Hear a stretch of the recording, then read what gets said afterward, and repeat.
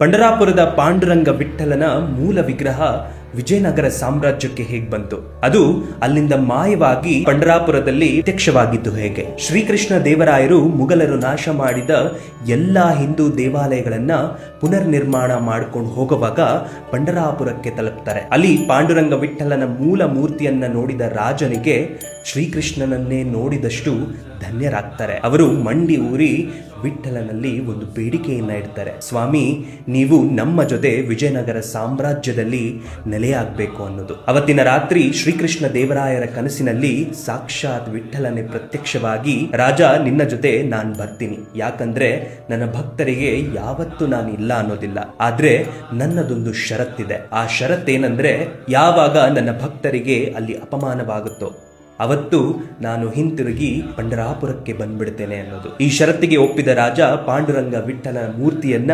ವಿಜಯನಗರ ಸಾಮ್ರಾಜ್ಯಕ್ಕೆ ತಂದು ವೈಭವದಿಂದ ಪ್ರತಿಷ್ಠಾಪಿಸ್ತಾರೆ. ಇತ್ತ ಪಂಢರಾಪುರದಲ್ಲಿ ಪಾಂಡುರಂಗನ ದರ್ಶನ ಮಾಡಲಿಕ್ಕೆ ಅವರ ಪರಮಭಕ್ತನಾಗಿದ್ದ ಭಾನುದಾಸರು ಬರ್ತಾರೆ.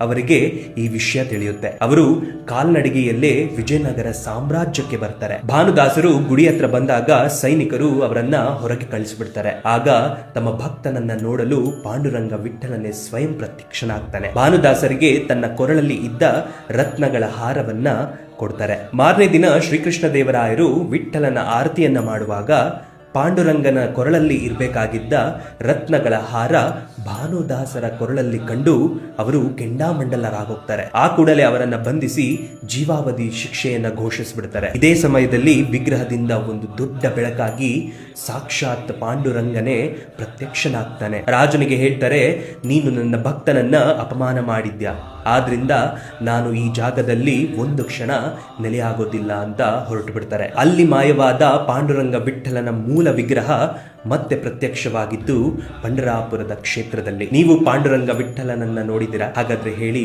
ವಿಠ್ಠಲ ವಿಠ್ಠಲ.